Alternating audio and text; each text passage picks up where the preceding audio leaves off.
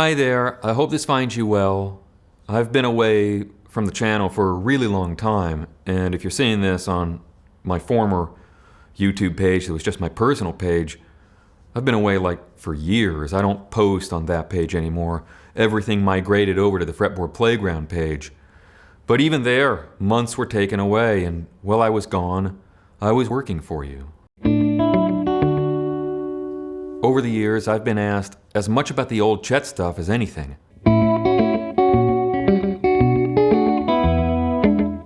And then let's play a blues lick.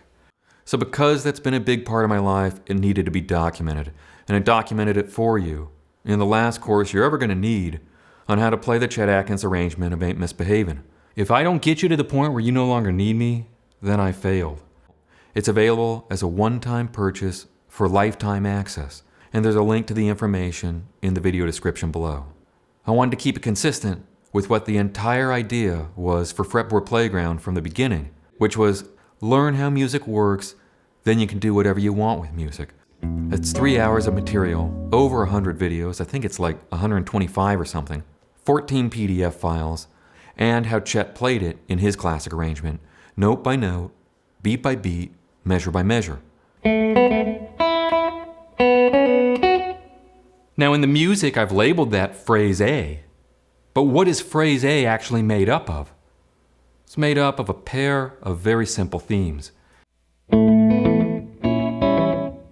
The A chord only lasts 2 beats, beats 1 and 2. Then it goes to the A sharp diminished 7th chord, and that only lasts 2 beats on beats 3 and 4. So recalling step 5 of the thumb picking tutorial, what is the harmonic rhythm of the piece of music that you're playing? The harmonic rhythm is simply how fast do the chords change. Suppose it's only 2 bars on something like Freight Train. You're going to be repeating that pattern. But if the harmonic rhythm is faster and the chords change sooner, these patterns that we've just gone over always begin anew from the chord that you go into. Don't just learn things from tab and regurgitate them by rote and look for easy answers with YouTube guitarists. Learn how music works, then you can do whatever you want with music. And it was a foundation that I was given very seriously for a period of 9 years when I was starting to learn guitar. All we need to do at first is internalize one A section and one B section, and then with that basic framework, instead of learning 32 bars of music, all we're learning is 16. It had a lot to do with how I felt free to explore so many different musical styles, why it is that I never really felt boxed in, and by the time I showed up and was going to a guitar school, my experiences and my story with it was remarkably different from that of most of the other people that I was going to school with.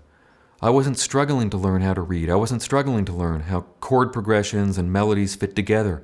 I'd been given a lot of foundations. So that was some of what I wanted to give you if I was going to make a course on here's how you play a specific arrangement. And that's exactly what I did.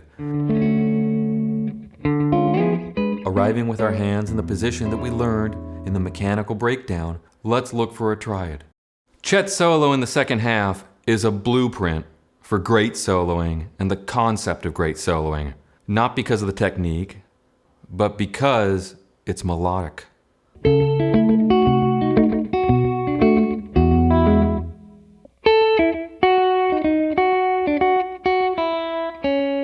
This is important, especially if you want to make a living at this, especially if you're aspiring to do this as more than a hobby. Chet was trying to sell records. Great solos give the listener something to latch onto. You can accomplish that through giving them stuff that they're already familiar with. And that's the whole variation. In the solo, he plays.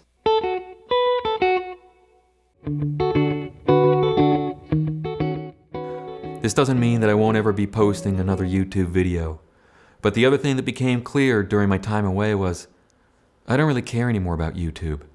I'm not capable of playing the YouTuber game, and the others who are stuck in endless gear reviews and product placements given by people who play Little Wing literally with wrong notes, who play wrong chords on Stevie Wonder tunes. That doesn't have anything to do with getting better at the guitar. Has a lot to do with success on YouTube, I suppose. Has a lot to do with marketing. But it doesn't have anything to do with the guitar. The energy is simply better spent helping the people whose interests are simply better suited to what I've been working to build for you. So the bulk of my creative energy moving forward throughout 2026 is going to be spent building more courses for you over on the website. And I'll check in from time to time here. And specifically to my fellow Chet Atkins people out there who are interested in this kind of stuff and learning to play it, I hope to see you again on the inside of the course. If you need 35 years of guitar lessons, then maybe the guitar lessons weren't working for you.